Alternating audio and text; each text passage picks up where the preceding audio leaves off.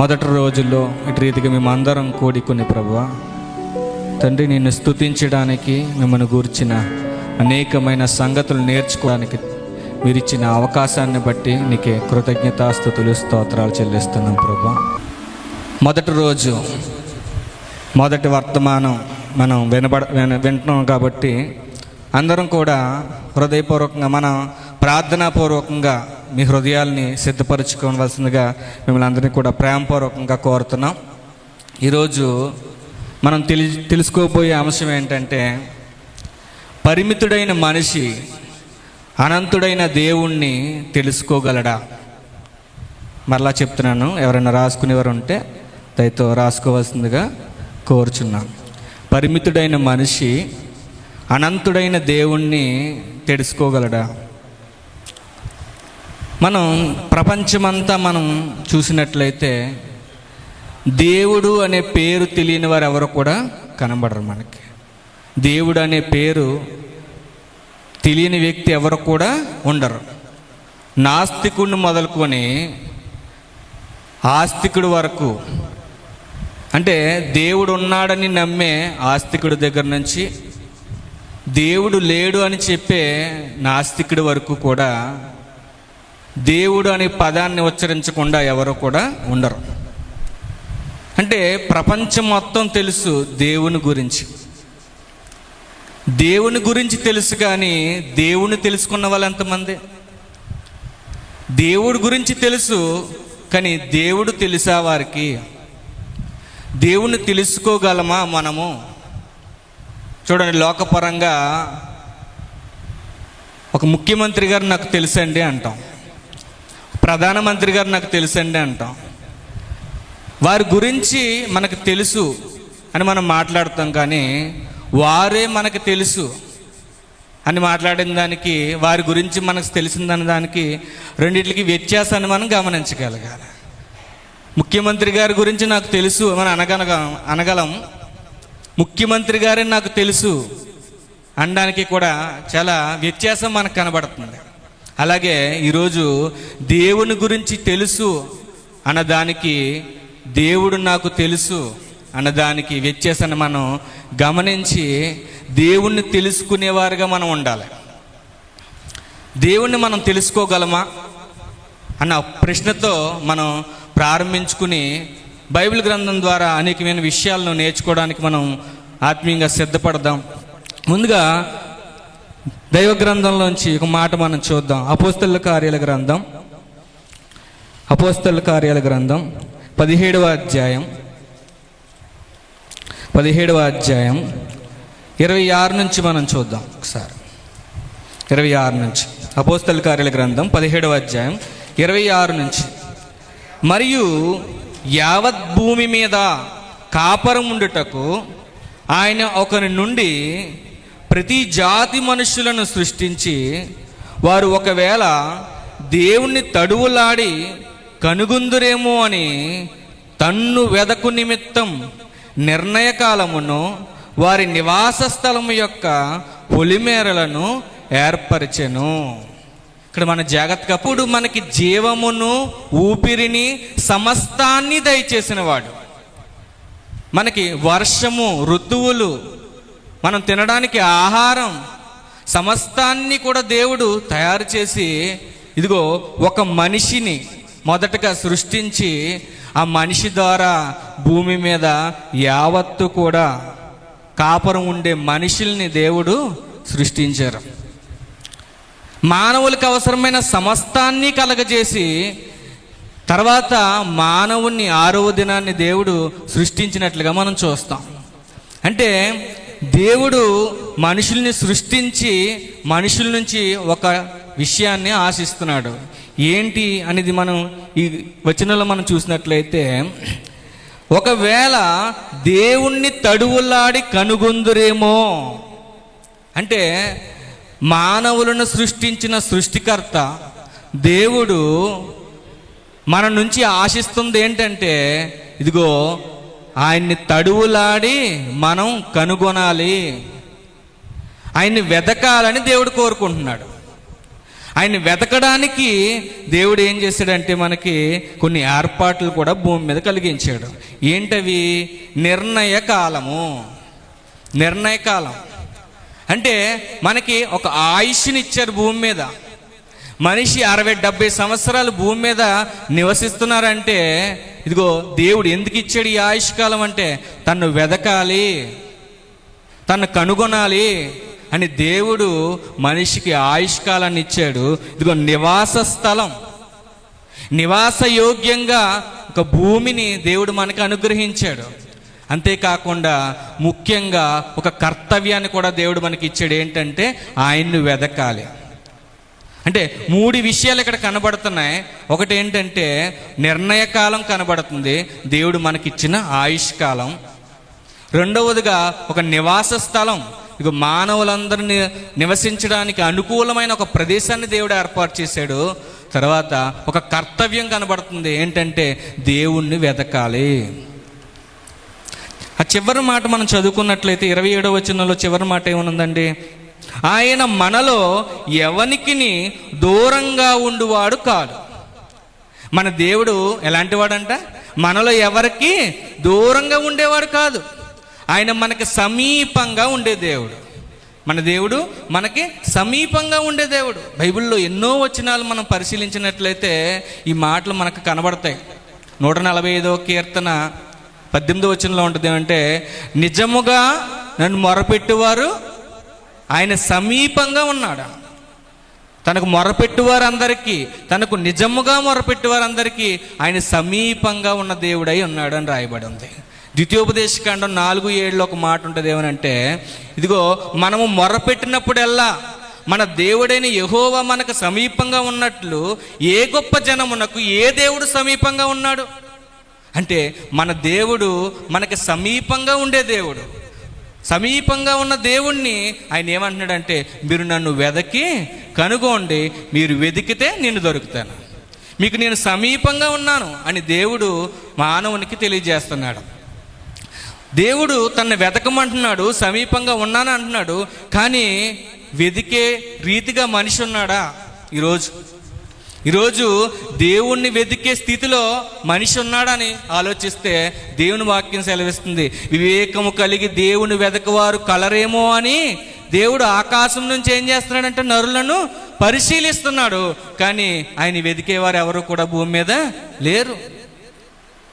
మనిషికి దేవుణ్ణి వెతికే అంత తీరిక సమయాన్ని వెచ్చించలేకపోతున్నాడు మనిషి. దేవుని వాక్యం కూడా సెలవిస్తుంది. మనం ఒకసారి ఒక వచనాన్ని మనం చూసినట్లయితే యోబు గ్రంథం 35వ అధ్యాయం, యోబు గ్రంథం 35వ అధ్యాయాన్ని మనం పరిశీలించినట్లయితే 11వ వచనాన్ని చూద్దాం. యోబు గ్రంథం 35వ అధ్యాయం 11వ వచనం, భూజంతువుల కంటే మనకు ఎక్కువ బుద్ధి నేర్పుచు, ఆకాశ పక్షుల కంటే మనకు ఎక్కువ జ్ఞానము కలగజేయచ్చు, నన్ను సృజించిన దేవుడు ఎక్కడ ఉన్నాడని అనుకుని వారు ఎవ్వరునూ లేరు. అంటే మనం భూజంతువులను చూసినా, ఆకాశ పక్షులు చూసినా, వాటికి మించిన ఉన్నతమైన గొప్ప జ్ఞానాన్ని దేవుడు మనిషికి ఇచ్చాడు. ఆలోచించే ఆలోచన శక్తిని దేవుడు మనిషికి ఇచ్చాడు. కానీ దేవుణ్ణి వెతకగలుగుతున్నాడు ఆ మనిషి అంటే దేవుని వెతికే స్థితిలో మనిషి లేడు. దేవుణ్ణి వెతకలేకపోతున్నాడు మనిషి. ఇక మనం చూస్తే 4 రోజులు చూడండి, లోకమంతా కూడా ఏమి వెతుకుతుంది? ఏమి తిందుమా, ఏమి త్రాగుదుమా, ఏమి ధరించుకుందుమా. ప్రపంచం అంతా కూడా ఈ 3 విషయాల్లోనేమైపోయింది? ఇరుక్కుపోయింది. దాని నుంచి బయటికి రావట్లేదు. కానీ దేవుడు మనకిచ్చిన గొప్ప ధన్యత ఏంటంటే దేవుని వెతికే గుంపులో మనం ఉన్నాం. దేవుని వెతికేవారుగా మనం ఉన్నాం కాబట్టే దేవుడు మనల్ని ఇక్కడ ఉంచాడు. కాబట్టి దేవుడు ఏం కోరుకున్నాడంటే నన్ను వెతకమంటున్నాడు. వెతికితే నేను దొరుకుతాను, మీకు సమీపంగా నేను ఉన్నాను, మీరు నన్ను వెతికితే నేను మీకు దొరుకుతాను. కానీ మనిషి మాత్రం దేవుని వెతికే స్థితిలో లేడు. మరి దేవుని వెతికే స్థితిలో లేకుండా మనిషి ఏం చేస్తున్నాడంటే మన జీవితానికి సంబంధించిన లక్ష్యాలు పెట్టుకొని, నేను పేరు సంపాదించుకోవాలి అని ఒకరు, నేను ధనం సంపాదించుకోవాలని ఒకరు, నేను పదవి సంపాదించుకోవాలని ఒకరు, నేను సుఖాన్ని సంపాదించుకోవాలని ఒకరు, ఐహిక విచారాలని ఒకరు, ఇలాగా తాత్కాలికమైన కొన్ని లక్ష్యాలను పెట్టుకుని ఇదిగో దీనికోసమే నేను బ్రతకాలి, ఇదే నా ధ్యేయం, ఇదే నా లక్ష్యం అని చెప్పేసి మనిషి ఏం చేస్తున్నాడంటే కొన్ని తాత్కాలికమైన లక్ష్యాలను పెట్టుకుని భూమి మీద ఏం చేస్తున్నాడంటే బ్రతికేస్తున్నాడు. ఇదే నా ధ్యేయం, నేను ఎందుకే భూమి మీదకి వచ్చానని మనిషి ఎన్నో వాటి కోసం ప్రాకులాడుతున్నారు. ఇప్పుడు చూడండి, గిన్నిస్ బుక్ రికార్డు కోసం ఎంతోమంది ఏం చేస్తున్నారు, ప్రాకులాడుతున్నారు. కారణం ఏంటంటే ఇదిగో మనిషికి దేవుని వెదకాలన్న ఆలోచన లేదు. ఇక లోకపరమైన వాటిని వెదకేవారుగానే మనిషి కనబడుతున్నాడు, కానీ దేవుని వెతికే స్థితిలో లేడు. పేరు కోసం, ధనం కోసం, లేదా పదవి కోసం, వీటి కోసమే మనిషి ఆలోచన అంతా కూడా ఉంది. వీటినే దేవుడు అంటాడు ఇది లోక జ్ఞానం. ఇదేంటని చెప్పండి, లోక జ్ఞానం. ఈ లోక జ్ఞానంతో దేవుణ్ణి తెలుసుకోలేడు మనిషి. ఈ లోక జ్ఞానం దేవుణ్ణి తెలుసుకోవడానికి సరిపోదు. మరి దేవుణ్ణి మనం ఎలా తెలుసుకోగలం అంటే, దేవుని తెలుసుకోవాలంటే ఖచ్చితంగా దేవుని మీద మనం ఆధారపడాలి, దేవుని జ్ఞానం మీద మనం ఆధారపడాలి. దేవుణ్ణి తెలుసుకోవాలంటే దేవుడే తనను తాను మనకి బయలుపరుచుకోవాలి. అప్పుడే మనం దేవుణ్ణి ఏం చేయగలం, తెలుసుకోలేం. ఈ లోక జ్ఞానంతో, మనకున్న జ్ఞానంతో దేవుడిని మనం తెలుసుకోలేము. దేవుడి మీద ఆధారపడినప్పుడు దేవుడు తను తాను మనకి బయలుపరుచుకుంటాడు. దేవుడు ఎలాగ తను తాను బయలుపరుచుకుంటాడంటే, మనం చూస్తున్నాం ఈ సృష్టి అంతటిని. దేవుడు ఈ సృష్టిని కలగజేశాడు. ఈ సృష్టిలో తన గురించిన సాక్ష్యాలను ఉంచాడు. ఈ సృష్టి ఏం చేస్తుందంటే, అది చేసే పని ఏంటంటే దేవుణ్ణి తెలియజేయడం. అంటే ఈ సృష్టిని దేవుడు ఎలా నిర్మించాడంటే, దేవుని గురించి తెలియచేసేలాగా దేవుడు సృష్టిని నిర్మించాడు. ఈ సృష్టి చెబుతుంది, ఇదిగో నన్ను సృష్టించిన సృష్టికర్త ఉన్నాడు, నన్ను నడిపించే సృష్టికర్త ఉన్నాడని ఈ సృష్టి సాక్ష్యం ఇస్తుంది. బైబిల్ గ్రంథంలోంచి మనం ఆ మాట చూసినట్లయితే రోమపత్రిక 1వ అధ్యాయం, రోమపత్రిక 1వ అధ్యాయం 19వ వచనాన్ని చదువుకుందాం. 1వ అధ్యాయం 19వ వచనం. ఎందుకనగా దేవుని గూర్చి తెలియశక్యమైనదేదో అది వారి మధ్య విశదమై ఉన్నది, దేవుడు అది వారికి విశదపరచెను. దేవుడు దేవుని గురించిన తెలియని ఎన్నో సత్యాలని మనకి విశదపరిచాడు, మనకు బయలుపరిచాడు. ఆయన మనకు బయలుపరిస్తే కానీ మనం దేవుణ్ణి ఏం చేయలేం, తెలుసుకోలేం. కాబట్టి దేవుడు తన గురించిన సత్యాల్ని మనకు బయలుపరుస్తున్నాడు. ఎలా బయలుపరుస్తున్నాడు? 20వ వచనాన్ని చూద్దాం. ఆయన అదృశ్య లక్షణములు అనగా ఆయన నిత్య శక్తియు దేవత్వమును జగదుత్పత్తి మొదలుకొని దేవుని గురించిన లక్షణాలు, ఆయన యొక్క దేవత్వం, ఆయన యొక్క నిత్య శక్తి, ఆయన యొక్క అదృశ్య లక్షణాలు, ఇవన్నీ మనకి ఎక్కడ కనబడుతున్నాయి అంటే సృష్టిలో కనబడుతున్నాయి. అంటే సృష్టి దేవుణ్ణి మనకి తెలియజేస్తుంది.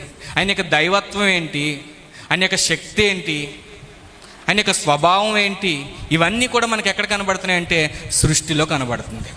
మనం జనరల్గా సృష్టిని చూసి మనం చెప్పొచ్చు, ఇదిగో సృష్టికర్త ఉన్నాడు, ఆయన ఎంతో ఉన్నతమైన వాడు, ఆయన ఎంతో ప్రేమమయుడు అని మనం సృష్టిని చూసి మనం చెప్పచ్చు. అంటే సాధారణంగానే మన సృష్టిని చూసి దేవుడు ఉన్నాడని, ఆయన ఉనికిని మనం గుర్తించగలిగే మనకి కృప దేవుడు మనకు అనుగ్రహించాడు. మరి ఆయన గురించి ఇంకా లోతుగా తెలుసుకోవాలంటే, లోతైన సత్యాలు అంటే పాపం అంటే ఏంటి, రక్షణ అంటే ఏంటి, నిత్యజీవం అంటే ఏంటి, ఇవన్నీ విషయాలు మరి ఇంకా లోతుగా మనం తెలుసుకోవాలి. అసలు దేవుడు ఎలా ఉంటాడో మనం తెలుసుకోవాలంటే, ఇదిగో దేవుడు ఎలా ఉంటాడో తెలుసుకోవడానికి, తెలియజేయడానికే నరావతారిగా 2000 సంవత్సరాల క్రితం యేసుక్రీస్తు వారు మన మధ్యకు వచ్చారు. ఇదిగో దేవుడు అన్న వ్యక్తి ఇలా ఉంటారు,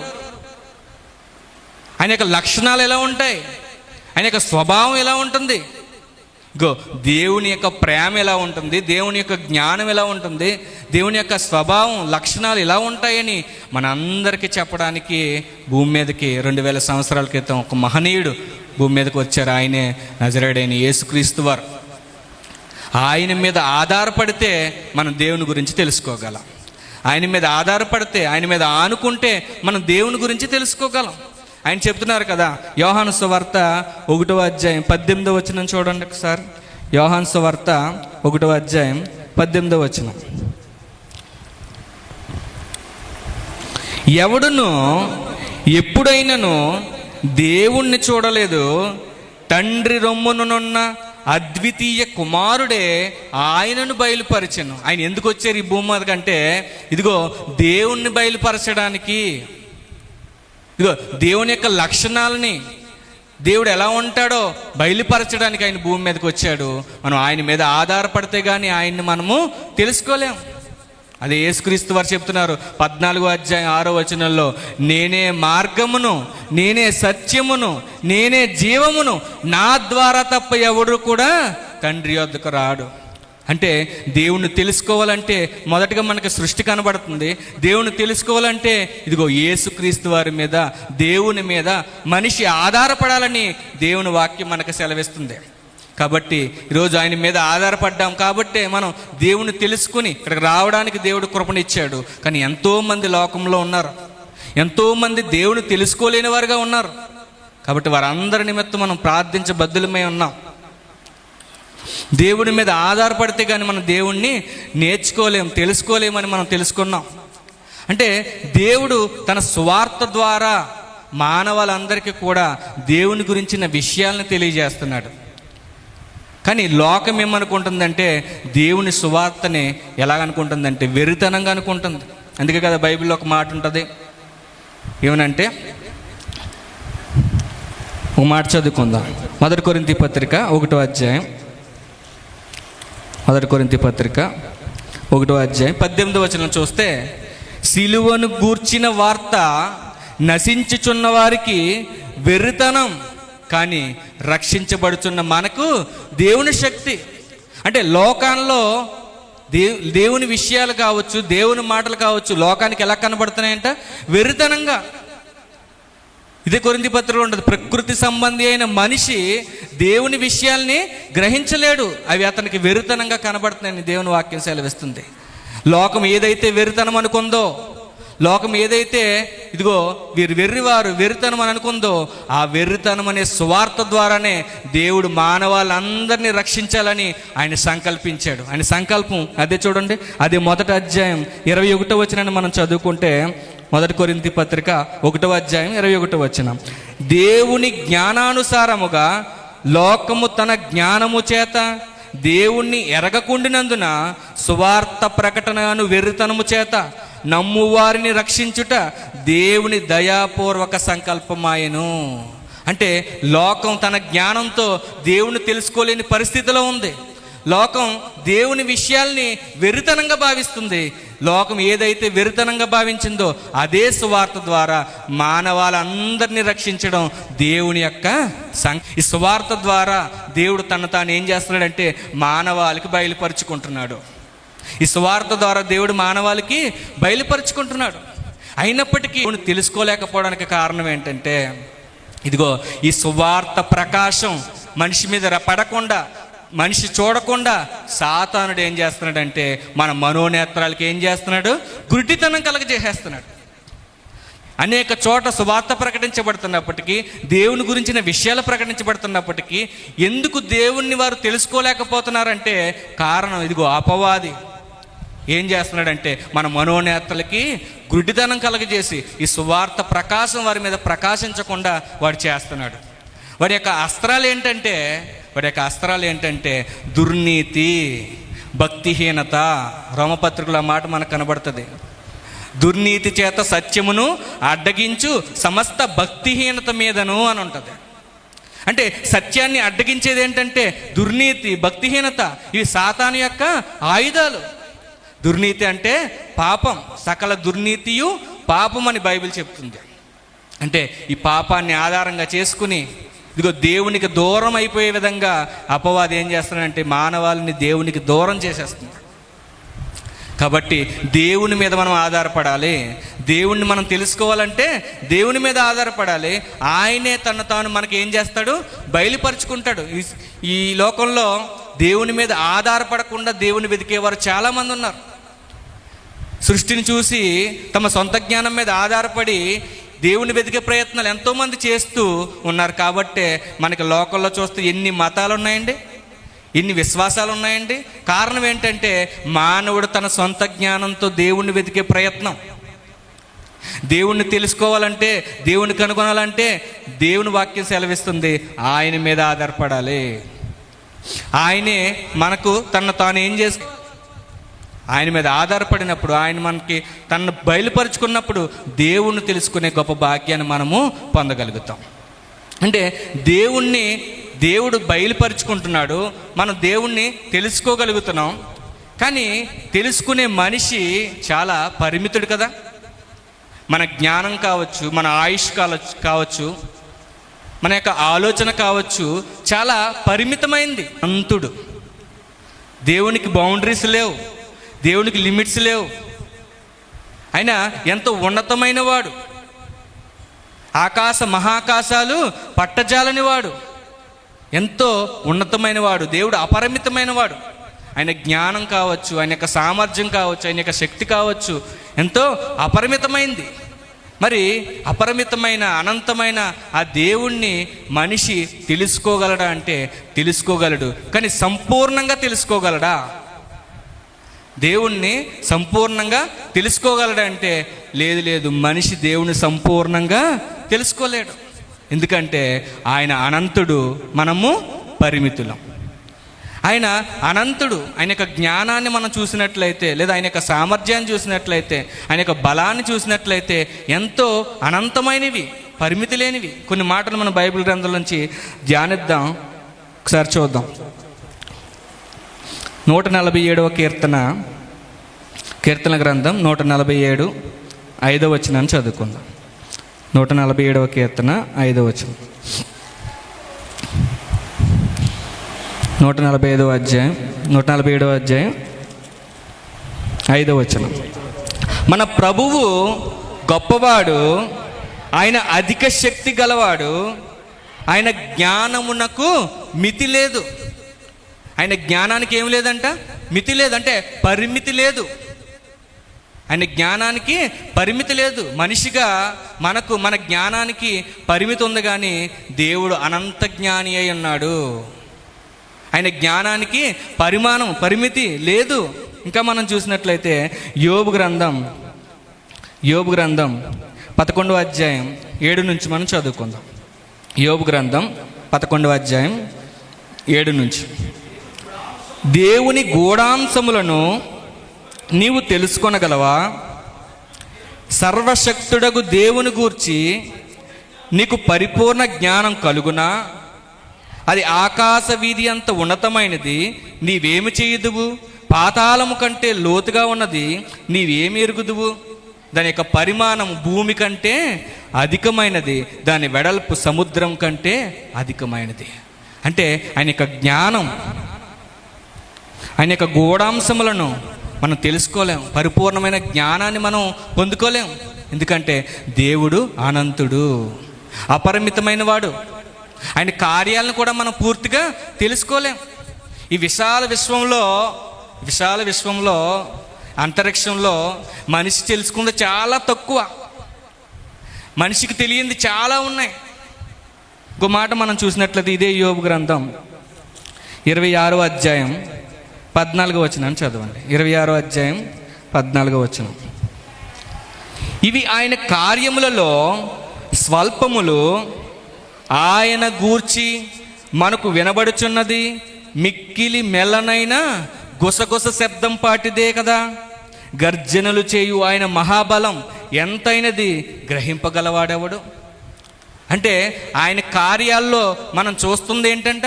మిక్కిలి మెల్లనైన గుసగుస శబ్దం పాటిదేనంట. గర్జనలు చేసే ఆయన యొక్క మహాబలం ఎంతో మనం తెలుసుకోగలమా?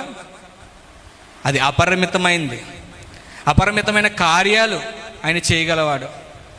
ఆయన చేసిన కార్యాల్లో అన్నీ మనం చూడలేము. భౌతికంగా మన కళ్ళు కూడా దానికి సరిపోవు. కాబట్టి దేవుడు అనంతుడు, దేవుడు అపరిమితమైన వాడు. ఇదిగో పరలోకంలో కూడా మనం ఆయన్ని సంపూర్ణంగా తెలుసుకోగలమా అంటే పరలోకంలో కూడా ఆయన్ని మనం సంపూర్ణంగా తెలుసుకోలేము. ఎందుకంటే ఆయన అక్కడ కూడా అనంతుడే. అక్కడ కూడా ఆయన అనంతుడే. ఇదిగో కోటాను కోట్ల దేవదూతలు ఆయన్ని ప్రతిరోజు ఏం చేస్తున్నాయి? పరిశుద్ధుడు పరిశుద్ధుడు పరిశుద్ధుడు అని నిత్యం ఏం చేస్తున్నాయి? ఆయన్ని స్తుతిస్తున్నాయి. ఆయన గురించి నేర్చుకుంటూ, ఆయన గురించి ఇంకా తెలుసుకుంటూ, ఆయన యొక్క గొప్పతనాన్ని, ఆయన యొక్క జ్ఞానాన్ని ఇంకా నేర్చుకుంటూ ఆయన్ని స్తుతిస్తున్నాయి. మనం కూడా నిత్యము ఆయనతో ఆనందిస్తాం పరలోకంలో. ఎందుకంటే ప్రతిరోజు ప్రతి క్షణం ఆయన గురించి మనం ఏం చేస్తూ ఉంటాం? తెలుసుకుంటూ, ఇంకా లోతైన సంగతులు ఆయన గురించి నేర్చుకుంటూ మనం ఆయన్ని ఇంకా స్తుతిస్తాం. కాబట్టి మనం ఏం చేయాలంటే, ఇగో ఆయన అపరిమితుడు, ఆయన అనంతుడు, మనం పరిమితులమని మనం గ్రహించి ఆయన్ని మనం స్తుతించగలిగినప్పుడు నిజంగా మనం ఆయన స్తుతించే వారి లెక్కలో మనము ఉండగలుగుతాం. అంటే ఈ పరిమితుడైన మనిషి అనంతుడైన దేవుణ్ణి సంపూర్ణంగా తెలుసుకోలేడు, కానీ తెలుసుకోగలడు.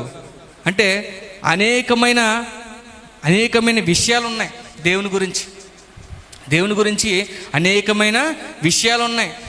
ఆయన గురించి మనం సంపూర్ణంగా తెలుసుకోలేకపోయినప్పటికీ, మనం తెలుసుకున్నంత వరకు అసత్యాలు కాకుండా కేవలం సత్యాలనే తెలుసుకునే ఏర్పాటు మనకు దేవుడు చేశాడు. అదే బైబిల్ గ్రంథం. దేవుని గురించి సత్యాలు చెప్పే గ్రంథం ఏదైనా ఉందంటే అది బైబిల్ మాత్రమే. ప్రపంచానికి దేవుడు అంటే ఎవరు అని పరిచయం చేసిన దిక్సూచి ఇగో బైబిల్ గ్రంథం. ఇప్పుడు చాలామంది ఏం చేస్తున్నారంటే మత పుస్తకం అని చెప్పి ఏం చేస్తున్నారు? పక్కన పెడేస్తున్నారు. కానీ దేవుడు ఎలా ఉంటాడు, దేవుని లక్షణాలు ఎలా ఉంటాయి, దేవుని స్వభావం ఎలా ఉంటుంది అని ప్రపంచానికి తెలియజేసిన గ్రంథం, ఏకైక గ్రంథం బైబిల్. ఇది మత పుస్తకం కాదు. దేవుణ్ణి తెలుసుకోవాలంటే ఏకైక దిక్కు ఏదైనా ఉందంటే అది బైబిల్ మాత్రమే. ఆ బైబిల్ దగ్గరికి వచ్చినప్పుడు బైబిల్ మనకు చెప్తుంది, మన దేవుడు ఆత్మై ఉన్నాడు. యోహాను సువార్త 4:24 మాట కనబడుతుంది. అదేవిధంగా మన దేవుడు పరిశుద్ధుడై ఉన్నాడు. బైబిల్ చెప్తుంది మన దేవుడు ఎలాంటి వాడు? పరిశుద్ధుడు. లేవికాండం 11:44 మనకు ఆ మాట కనబడుతుంది. మన దేవుడు నీతిమంతుడై ఉన్నాడు. ఇగో బైబిల్ గ్రంథంలో రోమపత్రిక 3:26 ఆ మాట మనకు కనబడుతుంది. మన దేవుడు వెలుగై ఉన్నాడు. మొదటి యోహాను పత్రిక 1:5 మనకి బైబిల్ చెప్తుంది మన దేవుడు వెలుగై ఉన్నాడు. మన దేవుడు ప్రేమాస్వరూపి. మొదటి యోహాను పత్రిక 4:8 ఆ మాట మనకు కనబడుతుంది. మన దేవుడు పరిపూర్ణుడై ఉన్నాడు. మత్తయి సువార్త 5:46 మనకి మాట కనబడుతుంది. అంటే దేవుని గురించిన సత్యాలను చెప్పే ఏకైక గ్రంథం ఏదైనా ఉందంటే అది బైబిల్ మాత్రమే. ఇదిగో బైబిల్ చెప్తుంది మన దేవుడు ఆత్మై ఉన్నాడు, పరిశుద్ధుడై ఉన్నాడు, నీతిమంతుడై ఉన్నాడు, పరిపూర్ణుడై ఉన్నాడు, ఆయన నిజమైన వెలుగై ఉన్నాడు, ఆయన జీవాహారమై ఉన్నాడు. ఇలాగ ఎన్నో సంగతులు బైబిల్ మనకు సెలవిస్తుంది.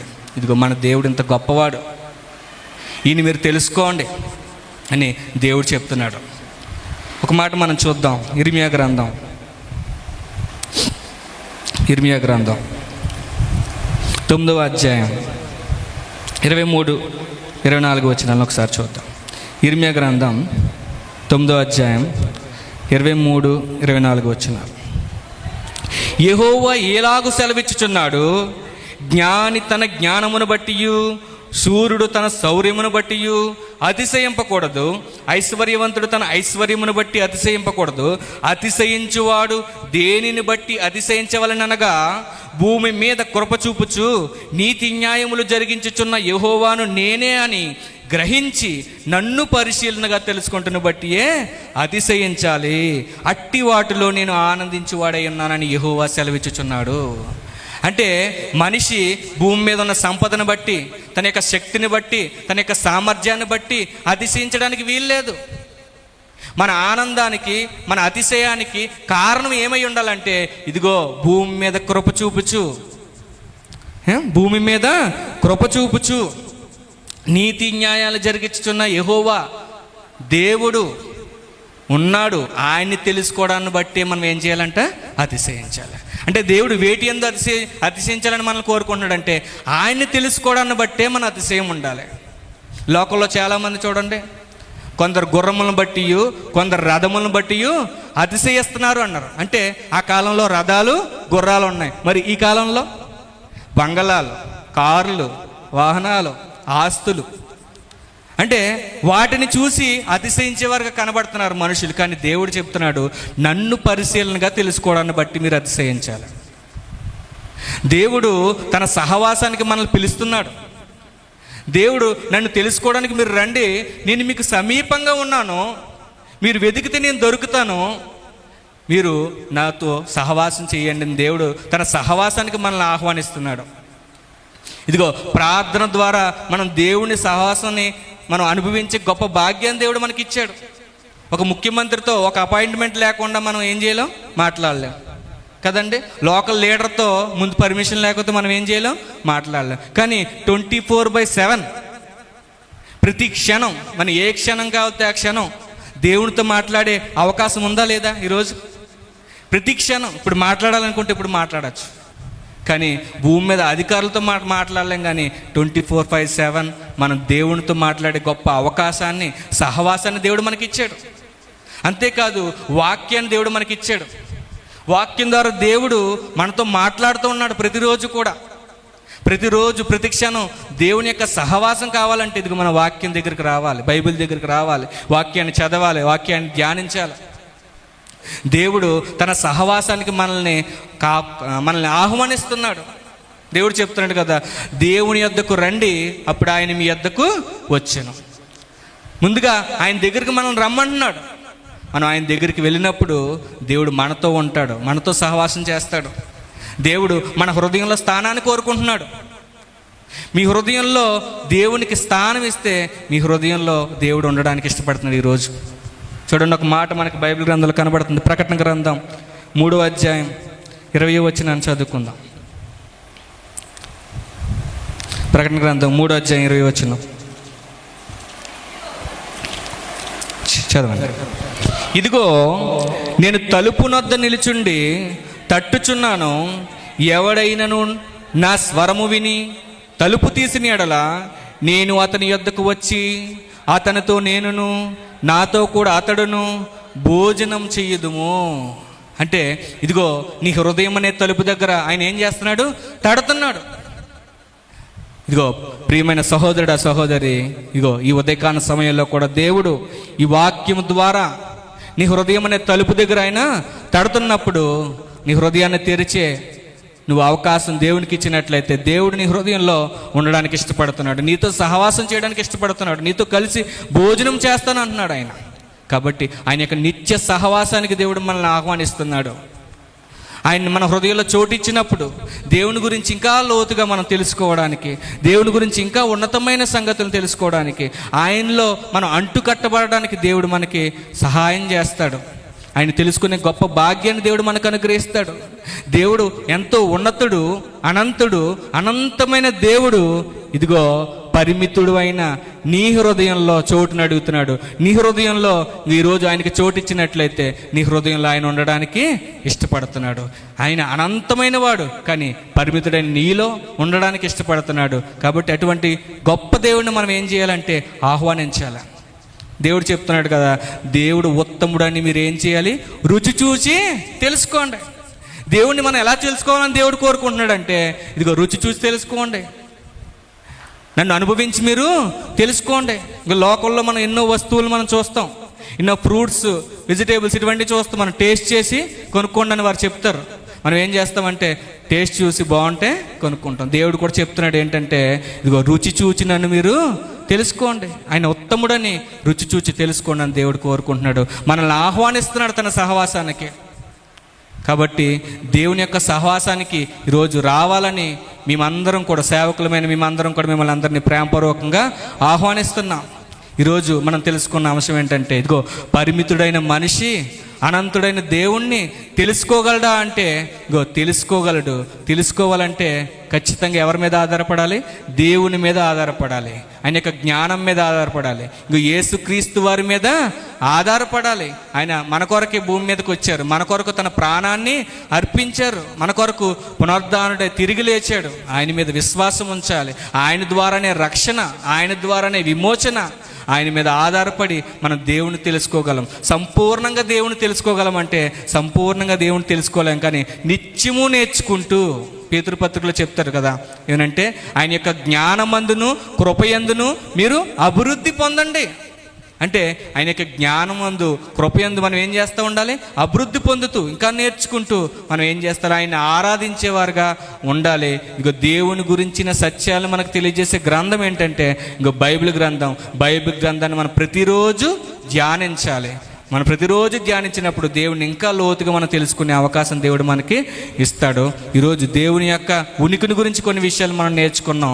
ఈ 4 రోజులు మనకి మంచి దైవ సేవకులు సిద్ధంగా ఉన్నారు దేవుని మాటలు అందించడానికి. ఇంకా లోతైన సత్యాలు, లోతైన అనుభవాల్లోకి మనం నడిపిస్తారు. కాబట్టి ఈ 4 రోజులు ఎవ్వరూ మిస్ కాకండి. ఇంకా మీ బంధువులు, మీ స్నేహితులు అందరినీ కూడా ఈ కార్యక్రమానికి ఆహ్వానించవలసిందిగా మిమ్మల్ని అందరినీ ప్రేమపూర్వకంగా కోరుకుంటూ ఈ మాటలు దేవుడు మన వెనుకల్లో దీవించును గాక. ఆమేన్. చిన్న ప్రార్థన చేసుకుందాం. సర్వకృపానిధి రక్షకుడా నీకు వందనాలు ప్రభువా.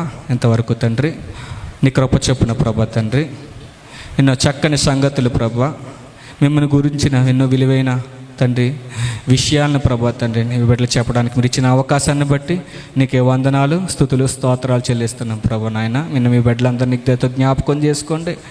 ఆ మాటలు వారందరి హృదయాల్లో మీరు స్థిరపరచమని తండ్రి 30 60 100 ఫలించేటట్లుగా కృప దయచేయమని అడుగుచున్నాను ప్రభు తండ్రి. ఇంకను అనేక మంది దైవ సేవకులు తండ్రి నాయన నీ మాటలు చెప్పడానికి సిద్ధపడుతుండగా వారికి కూడా మీ ఆత్మ సహాయం దయచేయండి.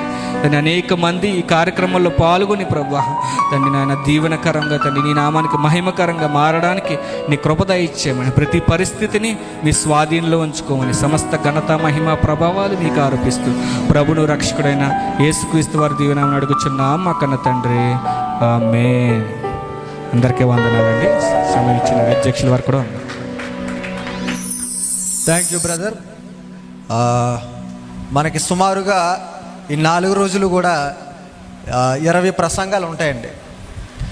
20 ప్రసంగాల్లో నుంచి మనకి ఫస్ట్ ప్రసంగం అయింది. ఇంకా ఎన్ని ఉన్నాయండి? మనకి 19 ప్రసంగాలు ఉన్నాయి. సో ఈ 4 రోజులు కూడా మనం 20 ప్రసంగాలు కూడా ఖచ్చితంగా మనం వినాలి. మన ఆత్మీయ జీవితాన్ని మరింతగా మనం మెరుగుపరుచుకోవాలి.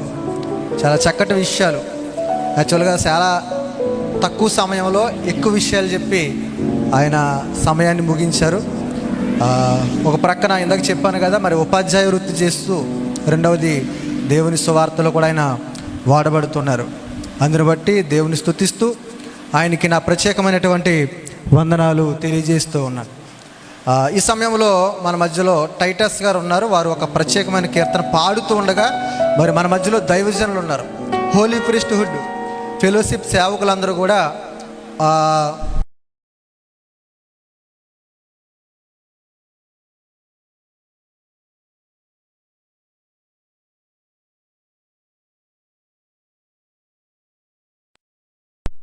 మనకు సమయం లేదు కాబట్టి ప్రతి ఒక్కరూ ప్లీజ్ బ్రదర్ త్వరగా అందరూ కూడా ఈ కీర్తన అయిన తర్వాత మనము మరి యొక్క